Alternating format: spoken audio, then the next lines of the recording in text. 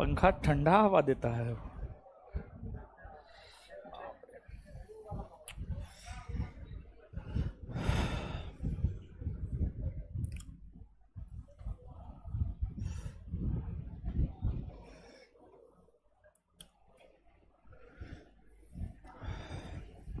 Hello. हाँ, क्या हालचाल? पढ़ाई लिखाई हो रहा है? पढ़ लिख रहे हैं ना? हाँ, पढ़ लिख रहे हैं, जल्दी दो चार को क्वेश्चन का जवाब दे दीजिए तो फटाफट। करो।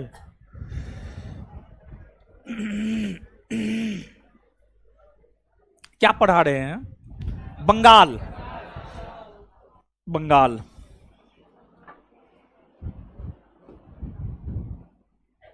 बताइए। मुंह ऊपर करके, नीचे नहीं करना है, मुंह इधर देखना, उधर।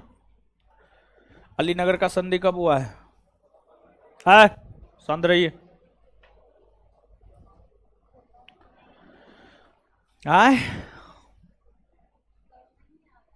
नहीं आ रहे थे, का है? कौन चीज का एग्जाम चल रहा था? पार्ट 2 का एडमिट कार्ड है, दिखाइए तो, फोन में दिखाइए ना। खड़ा होइए। बंगाल के किस नवाब ने अंग्रेजों को कलकत्ता का किलाबंदी करने से मना कर दिया? है अली वर्दी खां।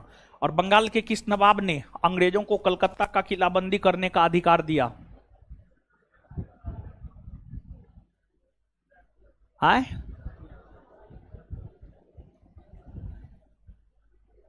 बोलिए। चलिए,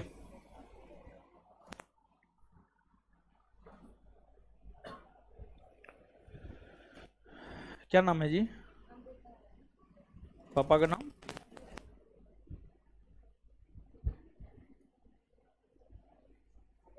सेंटर कहाँ है?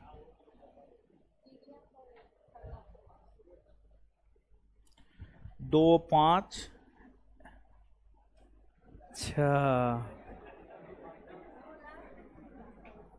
एग्जाम डेट देखिए इसका, सुनिए। 2/5/2024, 20/4/2024, 24/4/2024, 29/4/2024। ये सब तो आपका एग्जाम डेट है। कितना झूठ बोलती है बताइए।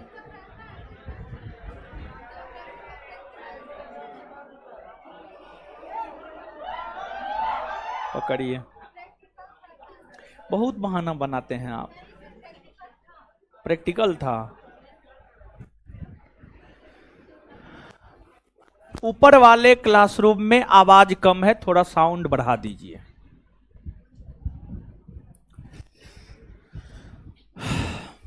ऊपर वाले क्लासरूम का थोड़ा साउंड बढ़ा दीजिए, ठीक है? टकलू, उठिए, बताइए। ब्लैक होल की घटना कब घटित हुई है? क्या? वो तो हमको भी पता है। डेट बताइए, डेट। इधर इधर इधर, मुंह इधर। ब्लैक होल की घटना का विवरण कौन दिया था?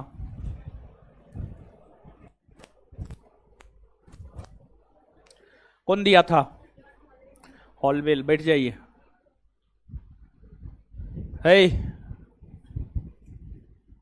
बताइए।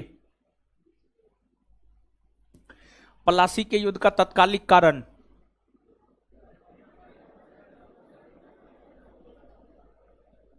इसको क्या कहिएगा, निपले पोथल है। कल तो आप आए थे, कल तो हम आपको देखे थे। कल तो ये आया था, हम देखे थे कल इसको। बताइए, कितना बढ़िया से बताए थे। वाह महाराज, पढ़ते उड़ते ना, घर पे फुर्सत नहीं मिलता है क्या? वो बीवी बाल बच्चा है, एकदम फुर्सत ही नहीं मिलता है घर पे, इसको लगता है। कहां घर है हीरो? डिस्ट्रिक्ट क्या बोल रहा है जी? पटना जिला? पटने घर है? बताइए, पटना जिला का लोग इतना नालायक निकम्मा होता है? राजधानी नगर है जी। अशोक का जन्म इस जिला में हुआ था, मान मोरी सम्राट अशोक।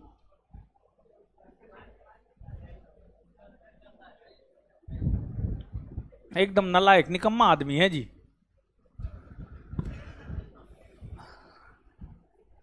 बैठने कहाँ बोले? देखिए हंस रहा है, कितना निर्लज है। बैठ, आप बैठिए जाइए, बैठिए बैठिए, बैठ जाइए, बैठिए। एकदम निर्लज पतित है। अरे कम से कम पहले का चीज पढ़ा लिखा कीजिए महाराज। कल जो पढ़ा है वही ना पूछ रहे हैं। बताइए, आप लोग नौटंकी बतियाते हैं। बैठिए।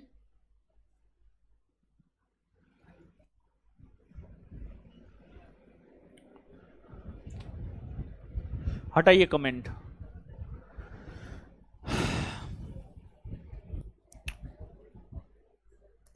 चलिए सुनिए, हम लोग पढ़ रहे हैं 18वीं सदी का नवीन स्वायत्त राज्य, और 18वीं सदी के नवीन स्वायत्त राज्य में हम लोग पढ़ रहे हैं बंगाल। बंगाल। अब सुनिए, समझिए गुरुजी लोग, समझिएगा। देखिए, हम आपको बताए थे कि 18वीं सदी में जब मुगल बादशाह औरंगजेब का निधन हो गया, औरंगजेब के निधन होने के बाद जो है आपको मुर्शिद कुली खां ने बंगाल में स्वतंत्र शासन की स्थापना किया। मुर्शिद कुली खां के बाद सुजाउद्दीन, सरफराज खां, अलीवर्दी खां, सिराजुद्दौला बंगाल के नवाब बने। सिराजुद्दौला के समय ही 23 जून 1757 को पलासी का युद्ध हुआ। सिराजुद्दौला के समय जो 23 जून 1757 को पलासी का युद्ध हुआ, वह पलासी का युद्ध काफी महत्वपूर्ण और निर्णायक युद्ध साबित हुआ, और उस युद्ध को जीतकर ही ब्रिटिश सेनापति रॉबर्ट क्लाइव ने भारत में ब्रिटिश प्रभुसत्ता की स्थापना किया। और पलासी के युद्ध में ब्रिटिश कंपनी को जीत रॉबर्ट क्लाइव ने दिया था। पलासी के युद्ध में ब्रिटिश कंपनी को जीत रॉबर्ट क्लाइव ने दिया था, रॉबर्ट क्लाइव ने दिलाया था। रॉबर्ट क्लाइव को ब्रिटिश प्रधानमंत्री विलियम पिट ने स्वर्ग से उत्पन्न सेना नायक की संज्ञा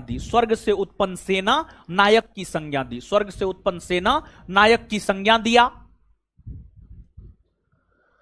और पलासी युद्ध के बाद बंगाल के नवाब कौन बनेंगे, इसको लेकर हद तक निर्णय अंग्रेजों के द्वारा ही लिए जाने लगे। और आप सब लोग जानते हैं, पलासी के युद्ध में बंगाल के नवाब सिराजुद्दौला की जब हार हुई, और जब वह युद्ध भूमि से अपनी राजधानी वापस लौट रहा था, तो उसी क्रम में मीर जाफर के पुत्र मीरन के इशारे पर सिराजुद्दौला की हत्या कर दी गई। और जब सिराजुद्दौला की हत्या हो गई तो बंगाल के नवाब का गद्दी खाली हो गया। और जब बंगाल के नवाब का गद्दी खाली हो गया तो बंगाल का अगला नवाब बना मीर जाफर। बंगाल के अगले नवाब की हम बात करें तो बंगाल का अगला नवाब बना मीर जाफर। तो नवाब सिराजुद्दौला के बाद बंगाल का जो अगला नवाब बना है वह बना है आपको मीर जाफर। मीर जाफर 1757 से 1760 तक बंगाल के नवाब पद पर रहे। मीर जाफर को क्लाइव का गधा या गीदड़ कहा जाता था। मीर जाफर की अगर आप बात करेंगे तो मीर जाफर को क्लाइव का गधा या गीदड़ कहा जाता था। मीर जाफर को क्लाइव का गधा या गीदड़ इसलिए कहा जाता था क्योंकि मीर जाफर क्लाइव के इशारों पर नाचा करता था। मीर जाफर क्लाइव के इशारों पर नाचा करता था। और मीर जाफर जब बंगाल का नवाब बना तो मीर जाफर के पास बंगाल का राजकोष आया और उस बंगाल के राजकोष में से 1,77,00,000 रुपया मीर जाफर ने अंग्रेजी कंपनी को दिया। 1,77,00,000 रुपया मीर जाफर ने अंग्रेजी कंपनी को दिया। और जब मीर जाफर अपने तरफ से अंग्रेजी कंपनी को उपहार देने लगा तो अंग्रेजी कंपनी के अधिकारी और कर्मचारियों को लगा कि इसका मतलब है बंगाल के राजकोष में बहुत ही अधिक धन संपत्ति है। तो मीर जाफर के समय अंग्रेजी कंपनी के अधिकारी बंगाल के राजकोष को खाली करने लगे। और जब मीर जाफर के समय अंग्रेजी कंपनी के अधिकारी राजकोष को खाली करने लगा, राजकोष को खाली करने लगा, तो इससे मीर जाफर काफी तंग आ गया। और जब मीर जाफर काफी तंग आ गया तो मीर जाफर डच कंपनी के साथ मिलकर अंग्रेजों के खिलाफ षड्यंत्र करने लगा। Mir Jafar Dutch East India company के साथ मिलकर अंग्रेजों के खिलाफ षड्यंत्र करने लगा। जैसे ही अंग्रेजी कंपनी को यह पता चला तो अंग्रेजी कंपनी ने 1759 में बेदरा के युद्ध में डचों को पराजित कर डचों का पतन कर दिया और 1760 ईस्वी में मीर जाफर को गद्दी से हटा दिया। और मीर जाफर को गद्दी से हटाने के बाद मीर जाफर का उत्तराधिकारी इसके दामाद मीर कासिम को बनाया गया। मीर जाफर का उत्तराधिकारी इसके दामाद मीर कासिम को बनाया गया। मीर कासिम को बनाया गया। और मीर कासिम की अगर आप बात करेंगे तो मीर कासिम जो बंगाल के नवाब के पद पर रहे हैं 1760 से 1763। मीर कासिम जब बंगाल का नवाब बना तो लाखों करोड़ों रुपया यह भी अंग्रेजों को बंगाल के राजकोष से निकालकर उपहार के तौर पर दिया। ठीक है, मीर कासिम भी अंग्रेजों को एक प्रकार से कहिए घूस दिया, लेकिन मीर कासिम थोड़ा स्वाभिमानी था। और मीर कासिम के काम करने का तरीका थोड़ा अलग था। मीर कासिम थोड़ा स्वाभिमानी था और मीर कासिम के काम करने का तरीका थोड़ा अलग था। तो जब राजधानी मुर्शिदाबाद हुआ करती थी तो अंग्रेजों का काफी हस्तक्षेप होता था। बंगाल के नवाब के कामों में बंगाल के नवाब के कामों में अंग्रेज हस्तक्षेप किया करता था। मीर कासिम को अंग्रेजों का हस्तक्षेप सही नहीं लग रहा था। मीर कासिम को अंग्रेजों का हस्तक्षेप सही नहीं लग रहा था, जिस वजह से मीर कासिम अपनी राजधानी मुर्शिदाबाद से हटाकर बना लिया मुंगेर को। मुर्शिदाबाद से हटाकर बना लिया मुंगेर को। मुर्शिदाबाद से हटाकर बना लिया मुंगेर को। मुंगेर को जाना है, जाइए। ठीक है, तो मीर कासिम की अगर आप बात करेंगे तो मीर कासिम जो है अपनी राजधानी मुर्शिदाबाद से हटाकर मुंगेर को बनाया और मुंगेर में तोप का कारखाना, बारूद का कारखाना इन्होंने बनाने का काम किया। तो जब मीर कासिम अपनी राजधानी हटा लिया, तोप और बारूद का कारखाना मुंगेर में बनाने लगा मीर कासिम, तो अंग्रेजों को शंका हो गया। अंग्रेजों को शंका हो गया, अंग्रेजों को डर हो गया मीर कासिम से। और फिर अंग्रेज मीर कासिम को गद्दी से हटा दिया और फिर से अंग्रेज मीर जाफर को गद्दी पर बैठाया। फिर से अंग्रेज गद्दी पर बैठाया मीर जाफर को। और जब दूसरी बार मीर जाफर को गद्दी पर बैठाया तो मीर जाफर 1763 से 1765 तक गद्दी पर रहे। और जब मीर कासिम को गद्दी से हटा दिया गया और मीर जाफर को बंगाल का नवाब बनाया गया। तो अब मीर कासिम अंग्रेजों के खिलाफ षड्यंत्र करना शुरू कर दिया। मीर कासिम अंग्रेजों के खिलाफ षड्यंत्र करना शुरू कर दिया और मीर कासिम अपने समकालीन मुगल बादशाह शुजाउद्दौला से जाकर शाह आलम द्वितीय से जाकर मिला। शाह आलम द्वितीय से जाकर मिला। मीर कासिम का समकालीन जो मुगल बादशाह था वह था शाह आलम द्वितीय। शाह आलम द्वितीय, शाह आलम द्वितीय की अगर हम लोग बात करें तो जो शाह आलम द्वितीय है ये मुगल गद्दी पर रहा है 1759 से लेकर के 1806, 1759 से लेकर के 1806। और मीर कासिम के समकालीन अवध के नवाब थे शुजाउद्दौला। मीर कासिम के समकालीन अवध के नवाब कौन थे? शुजाउद्दौला। शुजाउद्दौला। तो जब मीर कासिम को गद्दी से हटा दिया गया और मीर कासिम के स्थान पर मीर जाफर को गद्दी दिया गया, बंगाल के नवाब का गद्दी दिया गया, तो मीर कासिम अब अवध के नवाब शुजाउद्दौला से जाकर मिला। मीर कासिम मुगल बादशाह शाह आलम द्वितीय से जाकर मिला और फिर मीर कासिम इन दोनों से मिलकर एक सेना का गठन किया जिसे भारत की संयुक्त सेना कहा गया, जिसे भारत की संयुक्त सेना कहा गया। और भारत की संयुक्त सेना में बंगाल के अपदस्थ नवाब मीर कासिम की सेना शामिल था, मुगल बादशाह शाह आलम द्वितीय की सेना शामिल था, अवध के नवाब शुजाउद्दौला की सेना शामिल था। एक बड़ी सेना का गठन जो है आपको मीर कासिम ने किया। एक बड़ी सेना का गठन जो है आपको मीर कासिम ने किया अवध के नवाब शुजाउद्दौला और मुगल बादशाह शाह आलम द्वितीय के साथ मिलकर। और उस बड़ी सेना के बदौलत ही मीर कासिम ने अंग्रेजों को चुनौती दिया और फिर बिहार के बक्सर में गंगा नदी के तट पर 22 अक्टूबर 1764 को युद्ध हुआ, जिस युद्ध को इतिहास में बक्सर का युद्ध कहते हैं। और बक्सर के युद्ध की अगर आप बात करेंगे तो जो बक्सर का युद्ध है, बक्सर का युद्ध 22 अक्टूबर 1764 को हुआ। 22 अक्टूबर 1764 को बक्सर का युद्ध हुआ। 22 अक्टूबर 1764 को बक्सर का युद्ध, भारत की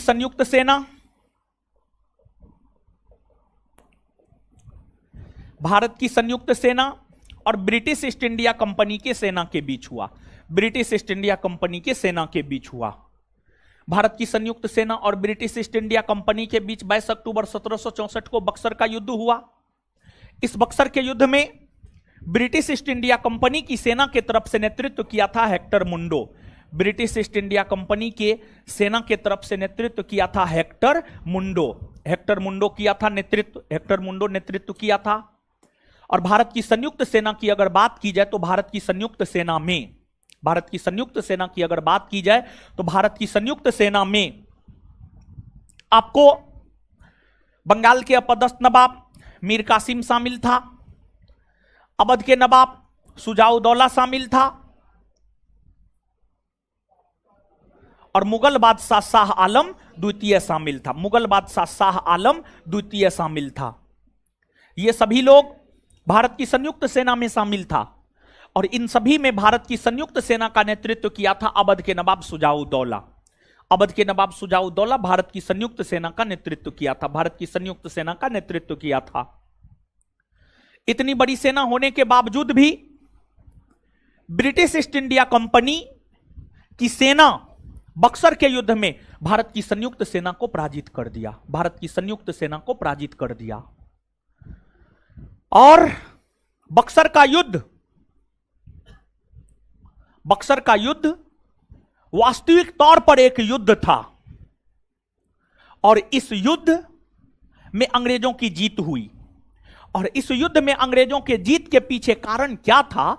तो अंग्रेजों के जीत के पीछे कारण यह था कि अंग्रेजों के पास आधुनिक अस्त्र शस्त्र थे, तकनीक वाला अस्त्र शस्त्र था अंग्रेजों के पास, जिस वजह से इस युद्ध में अंग्रेजी कंपनी की जीत हुई।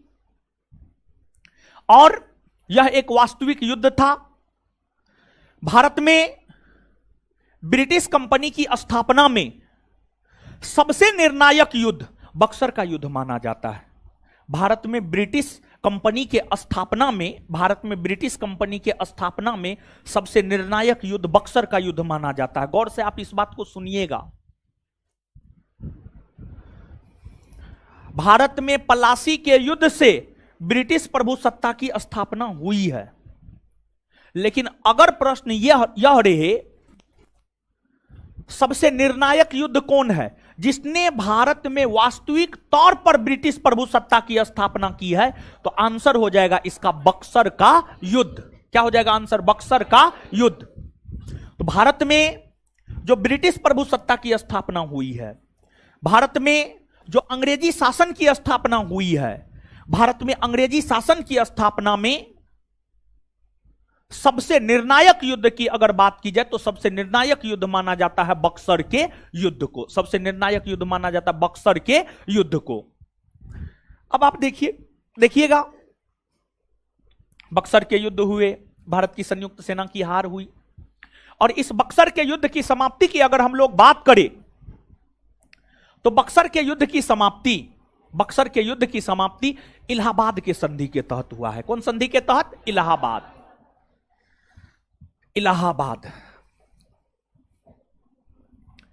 इलाहाबाद की संधि के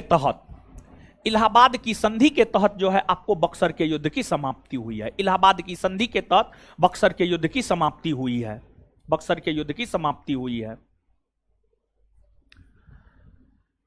यह संधि 1765 में हुआ है। यह संधि 1765 में हुआ है। और इलाहाबाद की संधि की अगर हम लोग बात करें तो इलाहाबाद की दो संधि हुई है। इलाहाबाद की प्रथम संधि 12 अगस्त 1765 और इलाहाबाद की द्वितीय संधि 16 अगस्त 1765। इलाहाबाद की प्रथम संधि 12 अगस्त 1765 और इलाहाबाद की द्वितीय संधि 16 अगस्त 1765। तो इलाहाबाद की दो संधि हुई है, जिसमें इलाहाबाद की प्रथम संधि 12 अगस्त 1765 और इलाहाबाद की द्वितीय संधि 16 अगस्त 1765। इलाहाबाद की प्रथम संधि की अगर हम बात करें तो एक बात आप जानिए, इलाहाबाद की संधि में अंग्रेजों की तरफ से भाग लिया था रॉबर्ट क्लाइव। चाहे इलाहाबाद की प्रथम संधि हो या इलाहाबाद की द्वितीय संधि हो, इलाहाबाद की दोनों संधि में अंग्रेजी कंपनी की तरफ से भाग लिया था रॉबर्ट क्लाइव भाग लिया था। तो इलाहाबाद के प्रथम संधि में भी अंग्रेजों की तरफ से भाग रॉबर्ट क्लाइव लिया था, और इलाहाबाद के द्वितीय संधि में भी अंग्रेजों की तरफ से भाग लिया था रॉबर्ट क्लाइव। इलाहाबाद की प्रथम संधि रॉबर्ट क्लाइव और मुगल बादशाह शाह आलम द्वितीय के बीच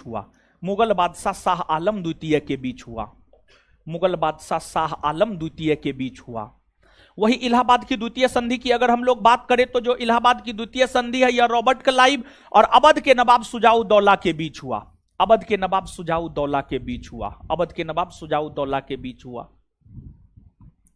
तो इलाहाबाद की प्रथम संधि 12 अगस्त 1765 को रॉबर्ट क्लाइव और मुगल बादशाह शाह आलम द्वितीय के बीच, और इलाहाबाद की द्वितीय संधि 16 अगस्त 1765 को रॉबर्ट क्लाइव और शुजाउद्दौला के बीच हुआ। प्रथम संधि में क्या हुआ, द्वितीय संधि में क्या हुआ, इसको आप थोड़ा सा समझिएगा। प्रथम संधि में क्या हुआ और द्वितीय संधि में क्या हुआ। देखिए, शाह आलम द्वितीय और शुजाउद्दौला ये दोनों तो भारत की संयुक्त सेना में था, और बक्सर के युद्ध में भारत की संयुक्त सेना की हार हुई थी, अर्थात ये दोनों तो हारा हुआ था। इलाहाबाद के प्रथम संधि के तहत मुगल बादशाह शाह आलम द्वितीय ने अंग्रेजी कंपनी को बिहार, वेस्ट बंगाल और ओडिशा के क्षेत्र में दीवानी अधिकार दिया, अर्थात कर वसूलने का अधिकार दिया। इलाहाबाद की प्रथम संधि के तहत रॉबर्ट क्लाइव ने अंग्रेजी कंपनी को बिहार, वेस्ट बंगाल और ओडिशा के क्षेत्र में दीवानी अधिकार दिया, यानी कर वसूलने का अधिकार दिया। यानी मुगल बादशाह शाह आलम द्वितीय ने अंग्रेजी कंपनी को कहा कि जाइए बिहार, बंगाल, उड़ीसा के क्षेत्र में आप टैक्स की वसूली कीजिए, राजस्व की वसूली कीजिए। जब शाह आलम द्वितीय ने कंपनी को बिहार, बंगाल, उड़ीसा में कर वसूली का अधिकार दिया, तो बदले में कंपनी ने शाह आलम द्वितीय को 26 लाख रुपया वार्षिक पेंशन देना स्वीकार किया। बदले में कंपनी ने मुगल बादशाह शाह आलम द्वितीय को 26 लाख रुपया वार्षिक पेंशन देना स्वीकार किया। और यह संधि रॉबर्ट क्लाइव के बीच हो रहा था, अर्थात रॉबर्ट क्लाइव ने ही शाह आलम द्वितीय को 26 लाख रुपया वार्षिक पेंशन देना स्वीकार किया। लेकिन रॉबर्ट क्लाइव के बाद जब बंगाल का गवर्नर जनरल बनकर वारेन हेस्टिंग्स आया, तो वारेन हेस्टिंग्स ने शाह आलम द्वितीय को दिए जाने वाले 26 लाख रुपया वार्षिक पेंशन की व्यवस्था को खत्म कर दिया, वार्षिक पेंशन की व्यवस्था को खत्म कर दिया। इसके बाद इलाहाबाद की द्वितीय संधि की अगर हम लोग बात करें, जो कि रॉबर्ट क्लाइव और अवध के नवाब शुजाउद्दौला के बीच हुआ, इस संधि के तहत शुजाउद्दौला ने बक्सर के युद्ध में भारत की संयुक्त सेना का नेतृत्व किया था, जिस वजह से शुजाउद्दौला युद्ध क्षतिपूर्ति के रूप में 50 लाख रुपया अंग्रेजी कंपनी को देना स्वीकार किया। इलाहाबाद की द्वितीय संधि के तहत शुजाउद्दौला युद्ध क्षतिपूर्ति के रूप में 50 लाख रुपया अंग्रेजी कंपनी को देना स्वीकार किया। इतना ही नहीं बल्कि आपको शुजाउद्दौला ने अवध के क्षेत्र में अंग्रेजी कंपनी को मुक्त व्यापार करने का भी अधिकार दिया। अवध के क्षेत्र में अंग्रेजी कंपनी को मुक्त व्यापार करने का भी अधिकार दिया। एक प्रकार से कहिए तो इलाहाबाद के संधि के तहत जो महत्वपूर्ण विशिष्ट अधिकार थे बिहार, बंगाल, अवध के क्षेत्र में सब अंग्रेजी कंपनी ले लिया। इसके बाद बिहार, बंगाल के क्षेत्र में अंग्रेजी कंपनी लगभग सर्वे सर्वा हो गया। फिर भी बंगाल के नवाब बनते रहे, लेकिन बंगाल के नवाब का कोई महत्व नहीं रह गया और बंगाल के अंतिम नवाब बने मुबारक दौला। और उसके बाद बंगाल के नवाब का कोई महत्व ही नहीं रह गया। और जब अंग्रेजी कंपनी को इलाहाबाद के संधि के तहत दीवानी अधिकार मिला, अर्थात कर वसूली का अधिकार मिला, तो इसके बाद अंग्रेजी कंपनी सबसे पहले मेघालय के खासी जनजाति के संपर्क में आया था। आपसे पूछा जाता है जब इलाहाबाद के संधि के तहत अंग्रेजी कंपनी को दीवानी अधिकार मिला तो वह सबसे पहले किस जनजाति के संपर्क में आया था, तो आंसर हो जाएगा अंग्रेजी कंपनी सबसे पहले दीवानी अधिकार मिलने के बाद खासी जनजाति के संपर्क में आया था। खासी जनजाति मेघालय की एक जनजाति है, खासी जनजाति। समझ गए? तो चलिए ठीक है, यही है बंगाल। अब अवध और हैदराबाद सबको जो है हम लोगों को पढ़ना है। उससे पहले जो है चीजों को नोट डाउन कीजिए तो थोड़ा सा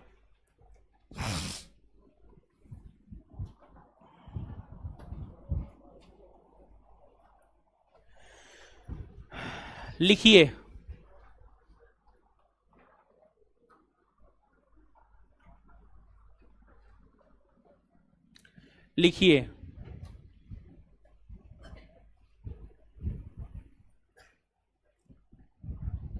रॉबर्ट क्लाइव को भारत में ब्रिटिश प्रभुसत्ता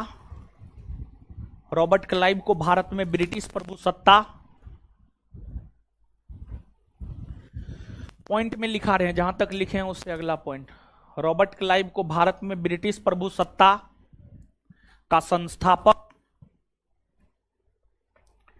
रॉबर्ट क्लाइव को भारत में ब्रिटिश प्रभुसत्ता का संस्थापक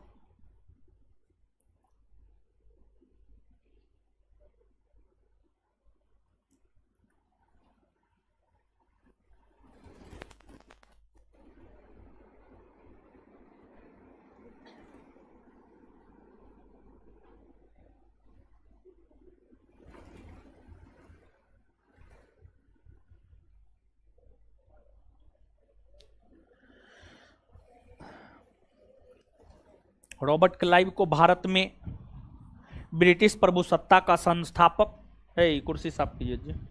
एगो थोड़ा सा जो है ना ऊंचा वाला उसी टाइप का थोड़ा स्टैंडर्ड कुर्सी मंगाइएगा तो ठीक है, ताकि बैठे तो कैमरा में भी नजर आए। ठीक है।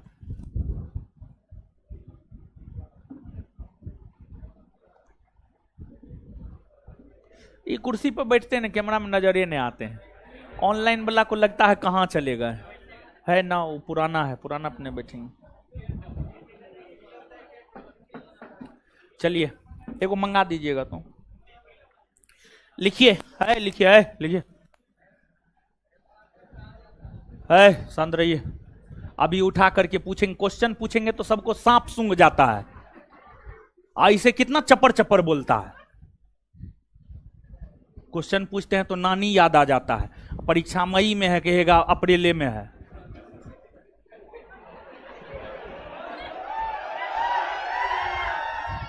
लिखिए,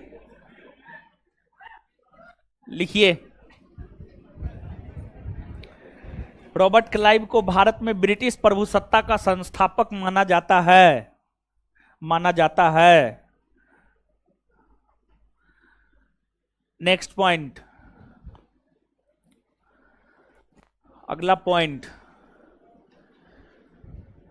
विलियम पिट जानते हैं, ब्रिटेन का प्रधानमंत्री था। विलियम पिट था ब्रिटेन का प्रधानमंत्री। विलियम पिट रॉबर्ट क्लाइव को स्वर्ग से उत्पन्न सेना नायक कहा है, स्वर्ग से उत्पन्न सेना नायक। और इसलिए कहा था कि अंग्रेजी कंपनी को भारत में जीत जो है रॉबर्ट क्लाइव ही दिलाया था। अंग्रेजी कंपनी को भारत में युद्ध में जीत रॉबर्ट क्लाइव ही दिलाया था। इसी वजह से जो है आपको विलियम पिट ने, ब्रिटेन के प्रधानमंत्री विलियम पिट ने रॉबर्ट क्लाइव को स्वर्ग से उत्पन्न सेना नायक कहा था। तो नीचे से लिखिएगा, नीचे से लिखिएगा। इंग्लैंड के प्रधानमंत्री विलियम पिट ने, काहे रो रही है बताइए, सही बात बोले तो रो रही है। हम इसको मारे भी हैं, बताइए रो रही है। मारेंगे हम, चप्पल खोल के मारेंगे। लड़की बताइए, आपको हम कुछ बोले हैं? देखिए कितना सुंदर मुंह है आपका, है? उसको रो रो करके बदसूरत बना रहे हैं आप। है हल्ला काहे करते हैं आप लोग, काहे हल्ला करते हैं? हाँ रुमाल दीजिए, पोंछ लेगी आंसू। आंसू निकल कहां रहा है इसके आंख से?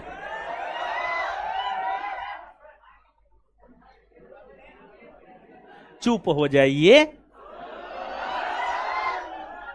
आंख से आंसू नहीं आ रहा है, रोने भी नहीं आता है। लिखिए, दोनों दोस्त हैं कि बहन है? दोस्त हैं? ओ, साथ में रहते हैं? साथ में नहीं रहते हैं, अलग अलग रहते हैं। ओ, लिखिए। अब इसमें कौन हम गलत बात बोले हैं बताइए तो? इसी वजह से कहा जाता है सही बात मिर्चाई की तरह लगता है। एग्जाम डेट तो हम पढ़ के सुनाइए दिए है, प्रैक्टिकल था सही में। अच्छा ठीक है, हम ही गलत है, आप ही सही हैं। प्रैक्टिकल देने गए थे सही में, है बताइए ना, सही में गए थे। और ज्योग्राफी है, ज्योग्राफी में प्रैक्टिकल होता है। अच्छा ठीक है, यही सही, हम ही गलत। अब हंस लीजिए अब आप। चलिए लिखिए।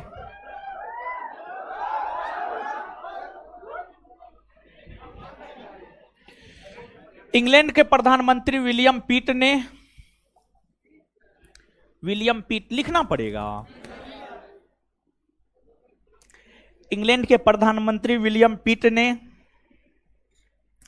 रॉबर्ट क्लाइव को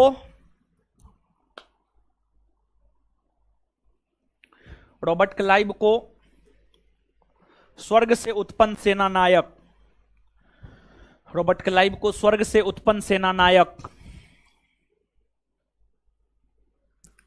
स्वर्ग से उत्पन्न सेना नायक की संज्ञा, स्वर्ग से उत्पन्न सेना नायक की संज्ञा दिया।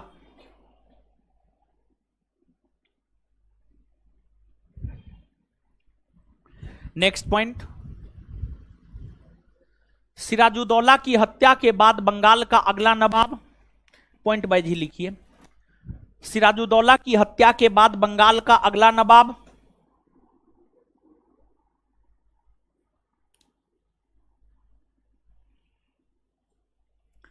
सिराजुद्दौला की हत्या के बाद बंगाल का अगला नवाब?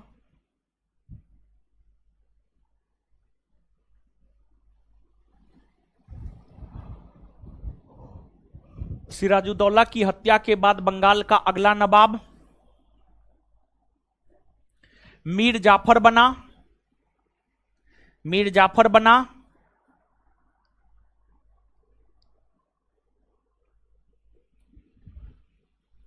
उसी में मीर जाफर को क्लाइव का गधा या गीदड़?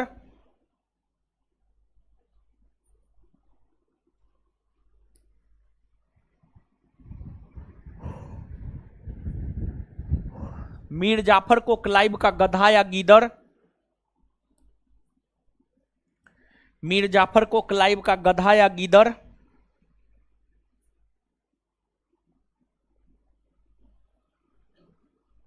मीर जाफर को क्लाइव का गधा या गीदड़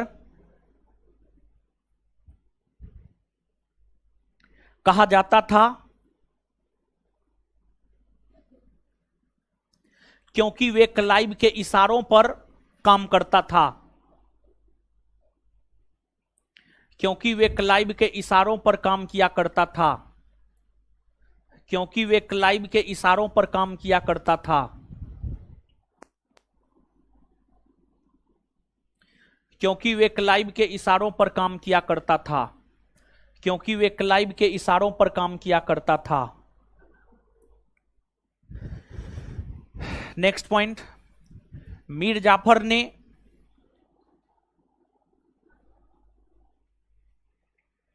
मीर जाफर ने 24 परगना, 24 परगना जो है बंगाल में एक क्षेत्र का नाम था, जिला का नाम था 24 परगना। अभी उत्तरी 24 परगना है, दक्षिणी 24 परगना, ये जिला का नाम है। जैसे बिहार में है ना जी, पटना, शिवहर, रोहतास, ये सब जिला है ना। 24 परगना एक जिला हुआ करता था। मीर जाफर ने 24 परगना नामक जिला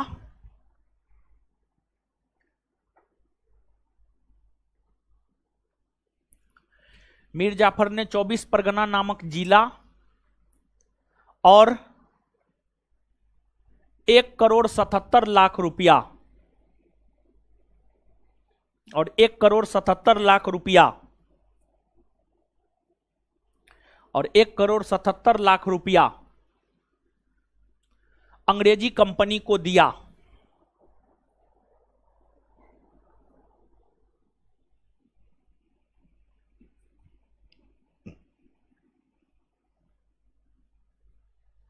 नेक्स्ट पॉइंट, मीर जाफर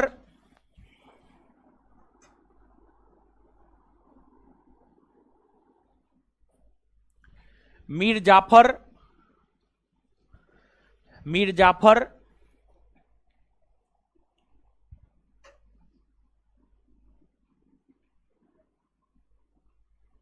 के समय, जाना है जाइए ना, मीर जाफर के समय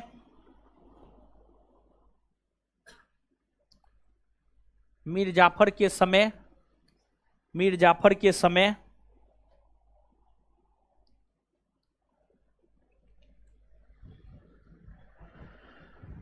कंपनी के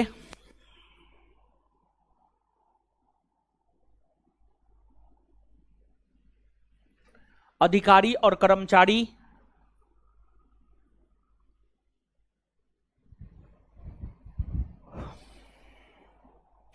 बंगाल के खजाना को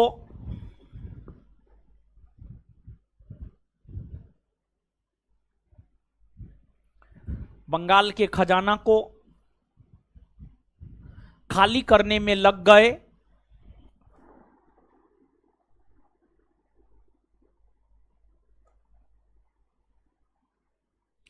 खाली करने में लग गए जिस कारण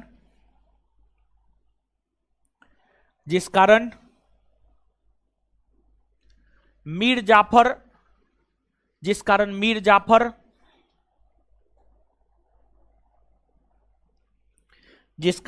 जाफर अंग्रेजों के खिलाफ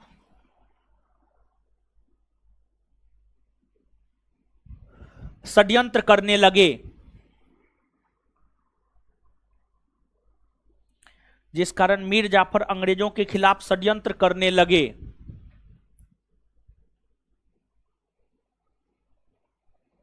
इसलिए इसलिए इसलिए मीर जाफर को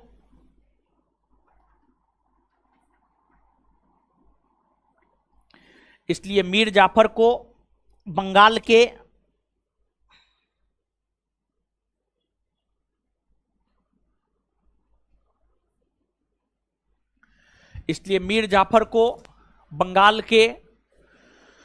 नवाब के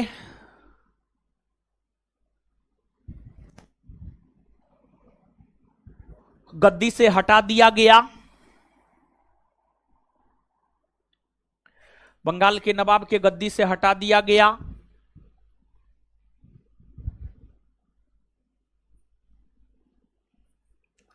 और बंगाल का अगला नवाब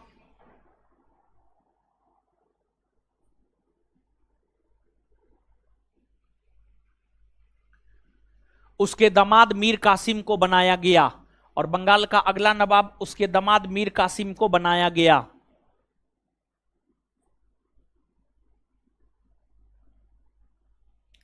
और बंगाल का अगला नवाब उसके दामाद मीर कासिम को बनाया गया।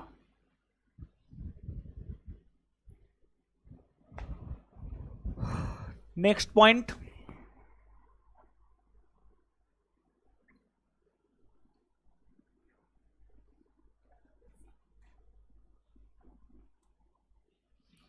नेक्स्ट पॉइंट,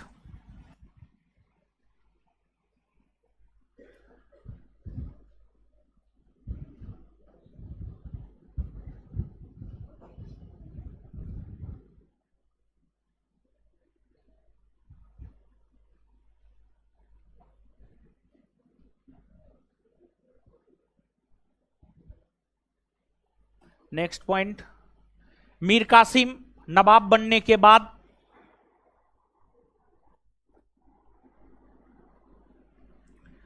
मीर कासिम नवाब बनने के बाद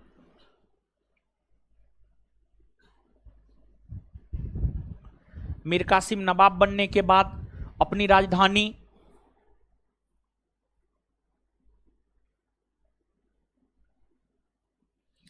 मीर कासिम नवाब बनने के बाद अपनी राजधानी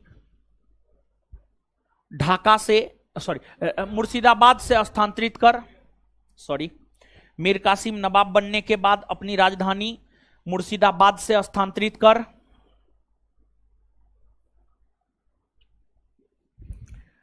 मीर कासिम नवाब बनने के बाद अपनी राजधानी मुर्शिदाबाद से स्थानांतरित कर मुंगेर को बनाया।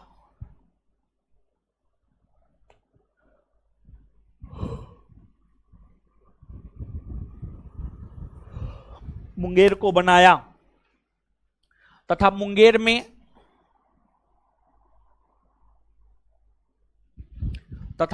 में गोला बारूद तोपखाने तथा मुंगेर में गोला बारूद तोपखाने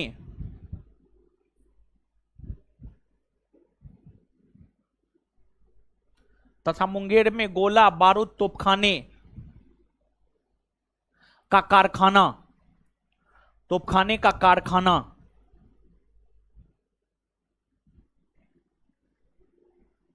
लगाया।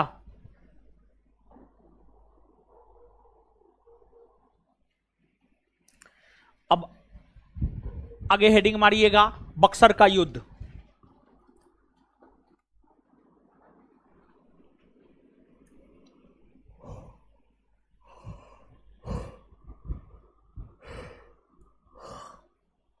बक्सर का युद्ध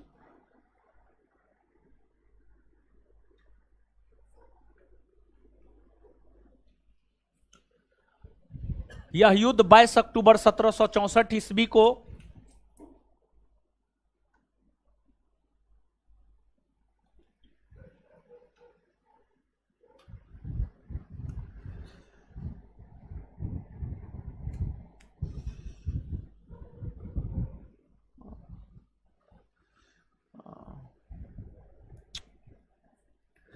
यह युद्ध 22 अक्टूबर 1764 ईस्वी को भारत की संयुक्त सेना और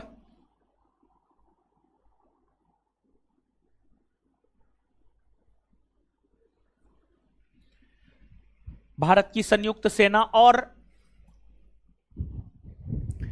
ब्रिटिश कंपनी के सेना के बीच हुआ।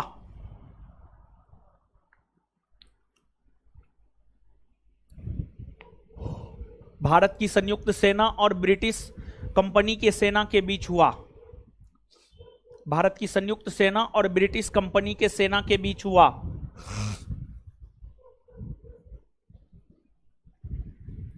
Full stop. भारत की संयुक्त सेना में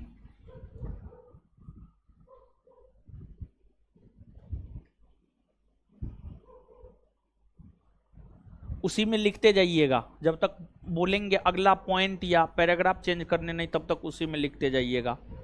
भारत की संयुक्त सेना में, भारत की संयुक्त सेना में बंगाल के अपदस्थ नवाब, भारत की संयुक्त सेना में बंगाल के अपदस्थ नवाब, भारत की संयुक्त सेना में बंगाल के अपदस्थ नवाब मीर कासिम,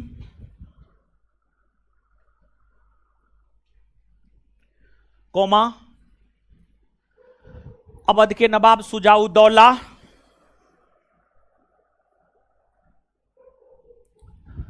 अवध के नवाब सुजाउद्दौला, अवध के नवाब सुजाउद्दौला और अवध के नवाब सुजाउद्दौला और मुगल बादशाह शाह आलम द्वितीय,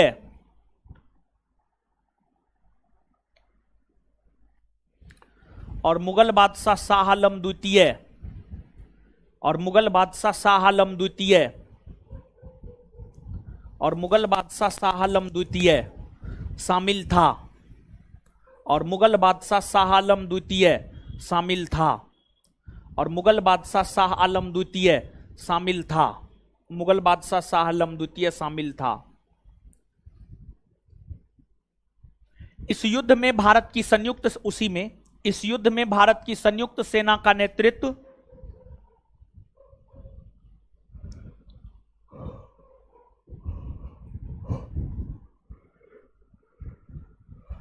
इस युद्ध में भारत की संयुक्त सेना का नेतृत्व इस युद्ध में भारत की संयुक्त सेना का नेतृत्व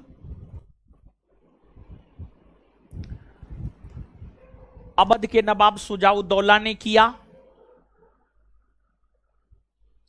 अवध के नवाब सुजाउद्दौला ने किया। अवध के नवाब सुजाउद्दौला ने किया।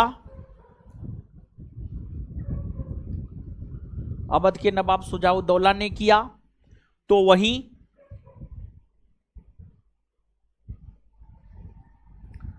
वहीं अंग्रेजी कंपनी के तरफ से नेतृत्व हेक्टर मुंडो ने किया था। तो वहीं अंग्रेजी कंपनी के तरफ से नेतृत्व हेक्टर मुंडो ने किया।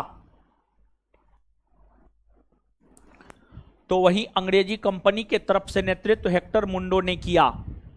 तो वहीं अंग्रेजी कंपनी के तरफ से नेतृत्व हेक्टर मुंडो ने किया। तो वहीं अंग्रेजी कंपनी के तरफ से नेतृत्व हेक्टर मुंडो ने किया।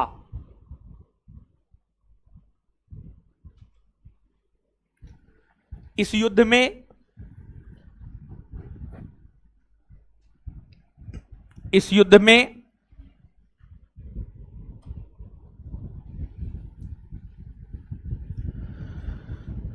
भारत की संयुक्त सेना की हार हुई।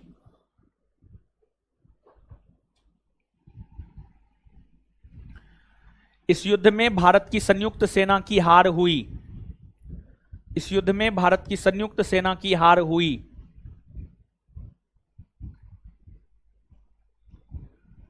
इस युद्ध की समाप्ति इलाहाबाद के संधि के तहत हुई है।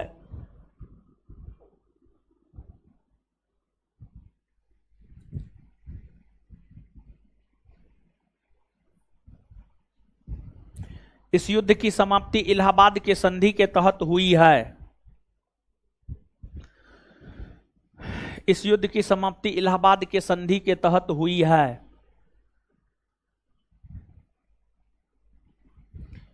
उसी में इस युद्ध के समय बंगाल के नवाब मीर जाफर, इस युद्ध के समय बंगाल के नवाब मीर जाफर थे।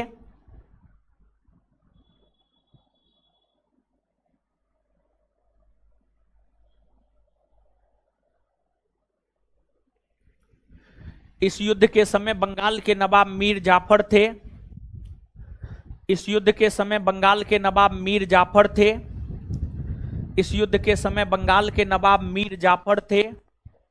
बंगाल के नवाब मीर जाफर थे और बंगाल के गवर्नर जनरल वेंसी टाड थे। और बंगाल के गवर्नर जनरल वेंसी टाड थे। वेंसी टाड देखिए यहां पर लिख रहे हैं, वेंसी टाड थे, वेंसी टाड थे, वेंसी टाड थे। नवाब मीर जाफर थे और बंगाल के गवर्नर जनरल वेंसी टाड थे, यहां लिखे हैं बंगाल के गवर्नर जनरल वेंसी टाड थे। बंगाल के गवर्नर जनरल वेंसी टाड थे। बंगाल के गवर्नर जनरल वेंसी टाड थे। वेंसी टाड थे। आगे हेडिंग मारिएगा, इलाहाबाद की संधि।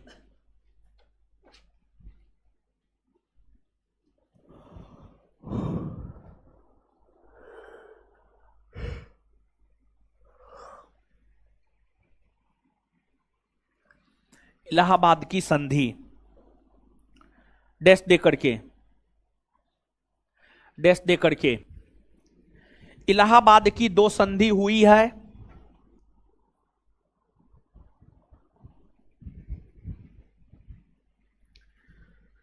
इलाहाबाद की दो संधि हुई है,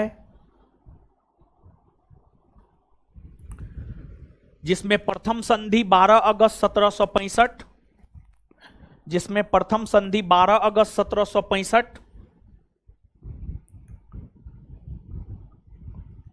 जिसमें प्रथम संधि 12 अगस्त 1765, जिसमें प्रथम संधि 12 अगस्त 1765 और द्वितीय संधि 16 अगस्त 1765 को हुआ है। द्वितीय संधि 16 अगस्त 1765 को हुआ है।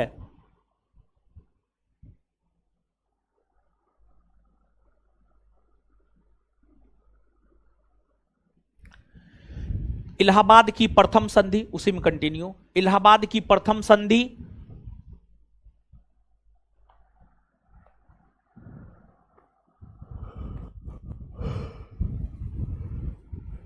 इलाहाबाद की प्रथम संधि इलाहाबाद की प्रथम संधि रॉबर्ट क्लाइव और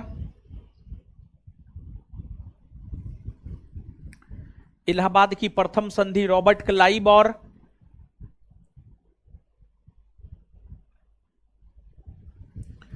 इलाहाबाद की प्रथम संधि रॉबर्ट क्लाइव और इलाहाबाद की प्रथम संधि रॉबर्ट क्लाइव और रॉबर्ट क्लाइव और मुगल बादशाह शाह आलम द्वितीय के बीच हुआ है।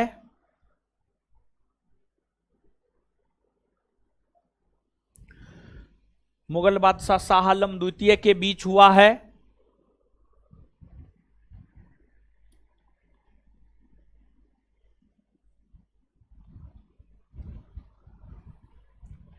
इसके तहत इसके तहत इसके तहत शाह आलम द्वितीय ने अंग्रेजी कंपनी को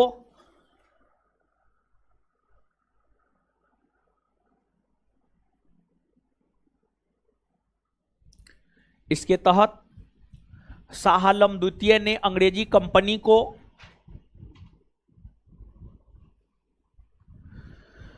बिहार, बंगाल, उड़ीसा के क्षेत्र में दीवानी अधिकार प्रदान किया। शाह आलम द्वितीय ने अंग्रेजी कंपनी को शाह आलम द्वितीय ने अंग्रेजी कंपनी को बिहार, बंगाल, उड़ीसा के क्षेत्र में दीवानी अधिकार प्रदान किया।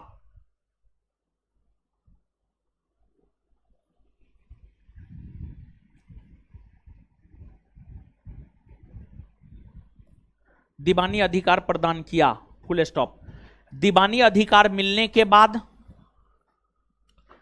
अंग्रेजी कंपनी, दीवानी अधिकार मिलने के बाद अंग्रेजी कंपनी, दीवानी अधिकार मिलने के बाद अंग्रेजी कंपनी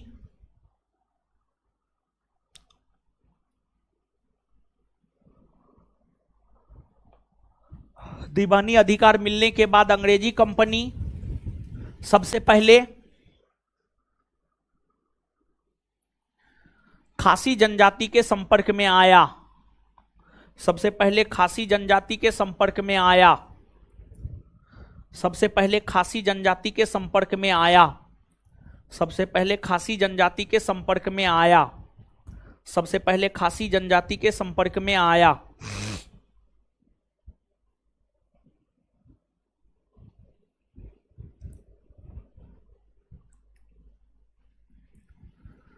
अंग्रेजी कंपनी ने, उसी में अंग्रेजी कंपनी ने शाह आलम द्वितीय को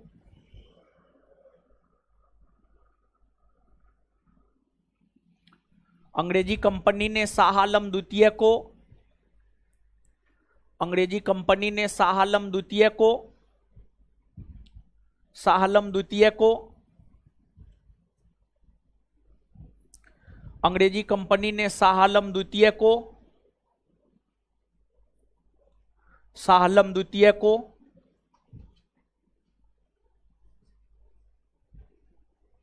शाह आलम द्वितीय को 26 लाख रुपया वार्षिक पेंशन देना,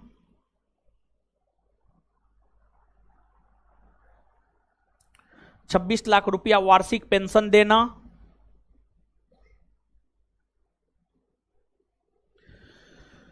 26 लाख रुपया वार्षिक पेंशन देना शुरू किया।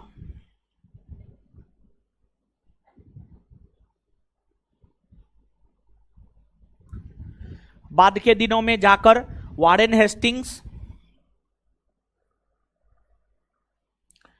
बाद के दिनों में जाकर वारेन हेस्टिंग्स बाद के दिनों में जाकर वारेन हेस्टिंग्स जब बंगाल के गवर्नर जनरल बने,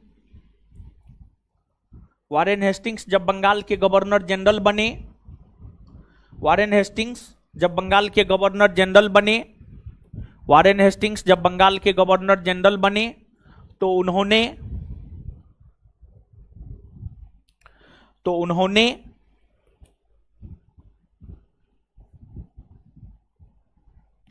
शाह आलम द्वितीय को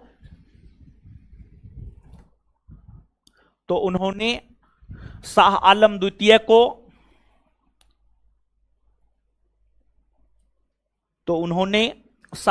द्वितीय को दिए जाने वाले शाह आलम द्वितीय को दिए जाने वाले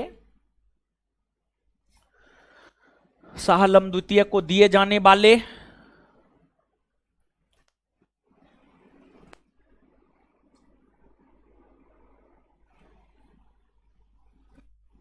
26 लाख रुपया वार्षिक पेंशन को बंद कर दिया। तो उन्होंने शाह आलम द्वितीय को दिए जाने वाले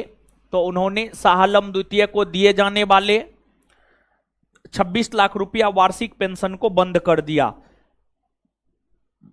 26 लाख रुपया वार्षिक पेंशन को बंद कर दिया। 26 लाख रुपया वार्षिक पेंशन को बंद कर दिया। उसी में पैराग्राफ चेंज करके इलाहाबाद की द्वितीय संधि,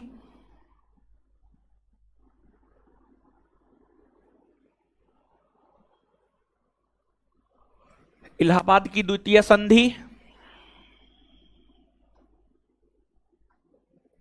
रॉबर्ट क्लाइव और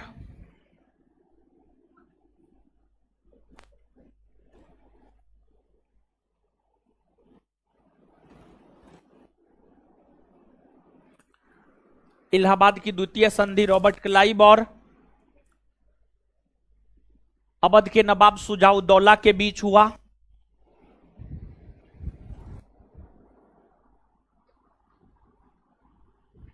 अवध के नवाब शुजाउद्दौला के बीच हुआ।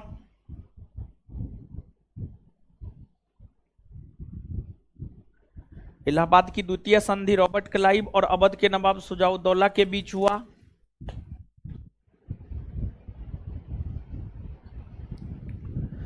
इस संधि के तहत शुजाउद्दौला ने इस संधि के तहत शुजाउद्दौला ने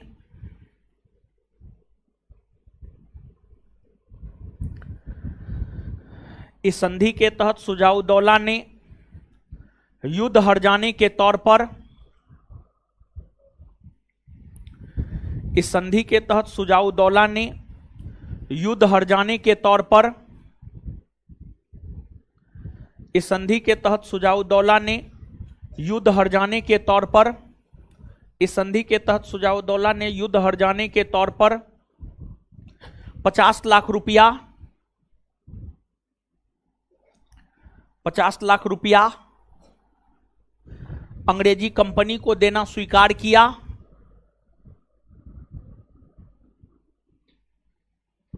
50 लाख रुपया अंग्रेजी कंपनी को देना स्वीकार किया।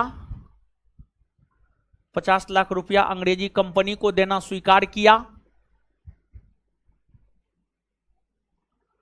साथ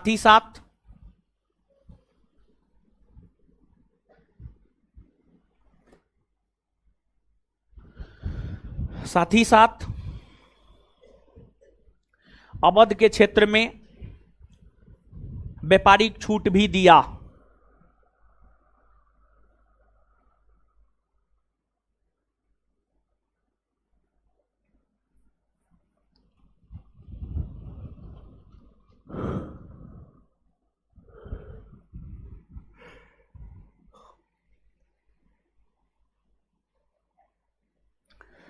नेक्स्ट पॉइंट, अगला पॉइंट लिखिएगा।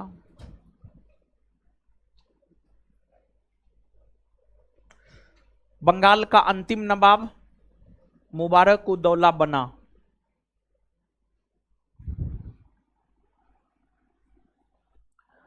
नेक्स्ट पॉइंट, अगला पॉइंट लिखिएगा। बंगाल का अंतिम नवाब मुबारक-उद-दौला बना।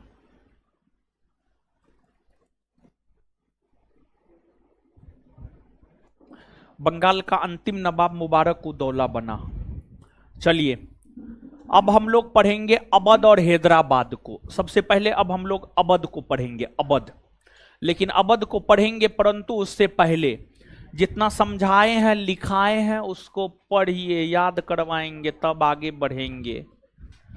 पढ़िए तो गुरुजी लोग। किसका पेन है जी? ले लीजिए।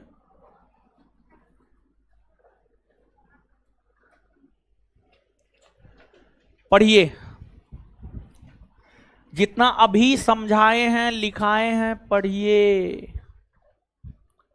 सब लोग अपना अपना बोतल लेके आइए, पानी उसमें ग्लूकोज डाल के आइए, समझे? सबको अपना अपना बोतल में पानी और पानी में ग्लूकोज लेके आना है।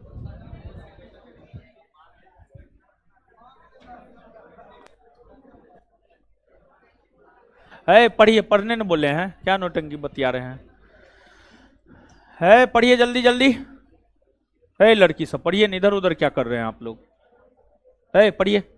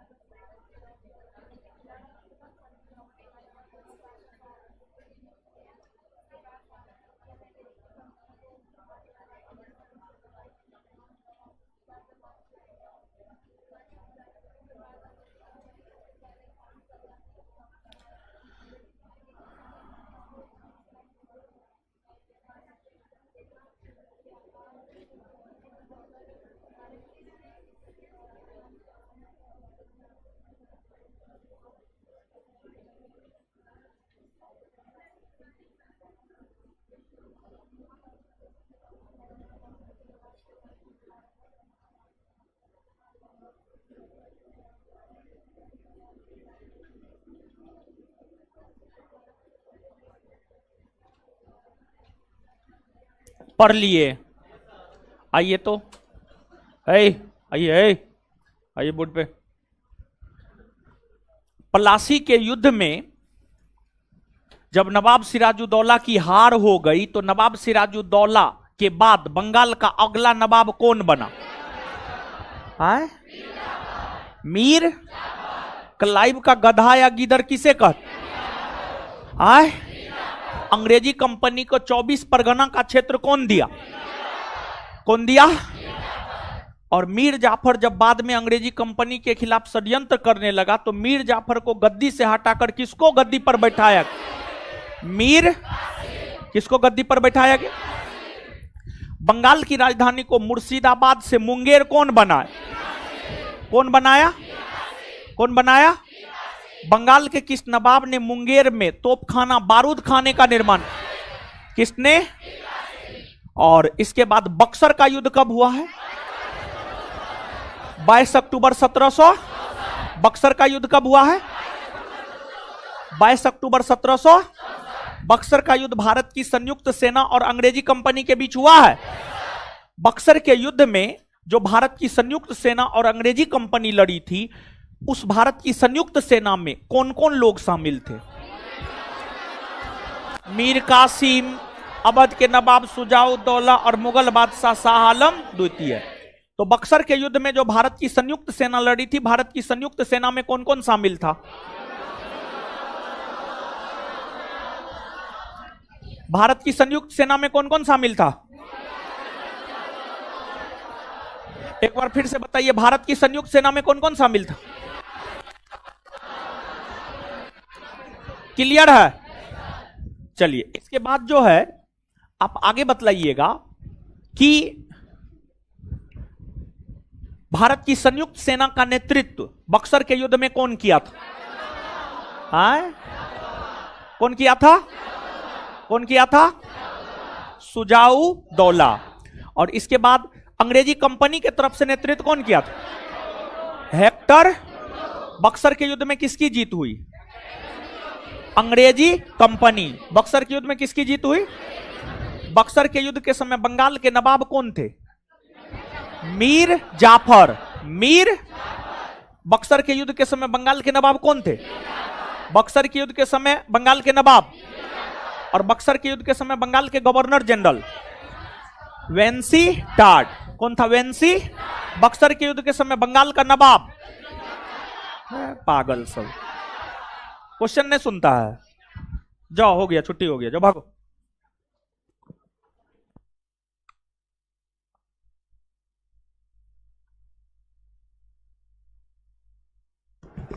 क्वेश्चन ध्यान से नहीं सुनता है तुम लोग, एकदम पागले है, दिमाग उमाग न है।